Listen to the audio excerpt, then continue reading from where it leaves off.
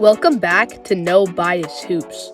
Today, we're going to be talking about the Minnesota Timberwolves and how two trades created a possible dynasty.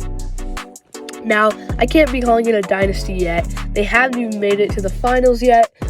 But the first trade is the Rudy Gobert trade, deemed the worst trade ever just last year. And now it's deemed a bad trade because no matter the success they're having, it's still a horrible trade. But here was that trade.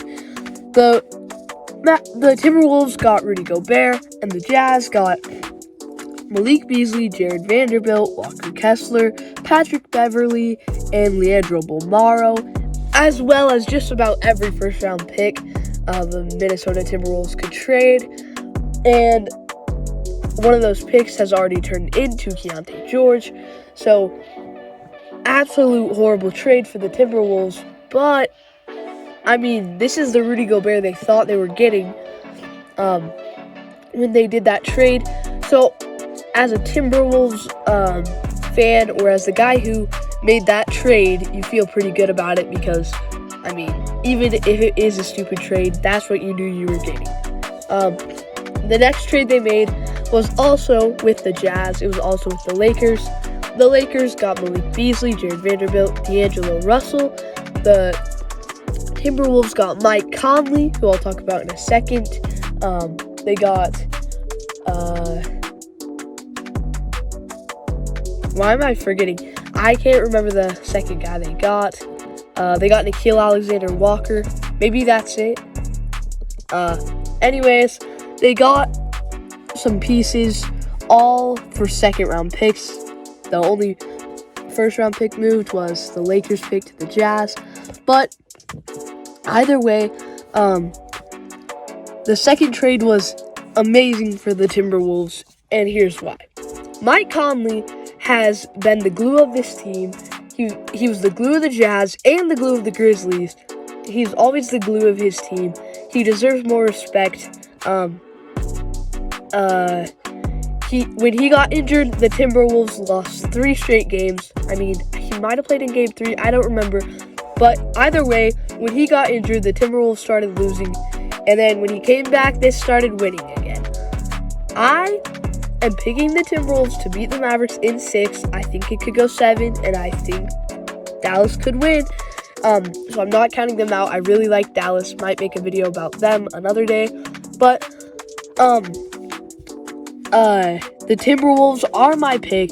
They have the best defense in the league with Rudy Gobert, Jaden McDaniels, who should have been all-NBA defense. Not all-NBA, just all-defensive.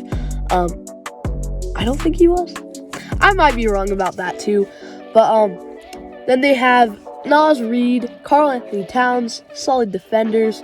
Anthony Edwards, who's a good defender. Mike Conley's not a great defender, but like I said, he's important to this team. And then Nickeil Alexander-Walker is the second player I want to talk about in those trades. He has been amazing for the Timberwolves, under the radar, but has turned himself to one of the better 3-and-D wings in the league. Some people might disagree with me, but I would say so. And then another good defender on their team, Kyle Anderson. You can check out my video a while back. I said Timberwolves Mavericks conference finals. Like, that's what I predicted. I was right. In that video, I believe I predicted the Timberwolves. If that were to happen, I'm staying with that pick. And yeah, the Minnesota Timberwolves made 2 extremely good trades. The first one, controversial, and if they don't end up winning and they don't play well next year, then it will still be one of the worst trades ever. But as of now, for me, it's a fine trade. I have to see how things play off. When I say fine trade, I don't mean that they would do it again if they could. But what I'm saying is, like, it's not the worst trade in NBA history, just due to the fact that they are successful with this trade. They gave up too much, but it's a successful trade. If you want to see a video about the real worst trade in NBA history, also made one of those. It's not actually the worst trade, but it's a pretty bad trade that happened recently. And I made a video like this for the Pacers.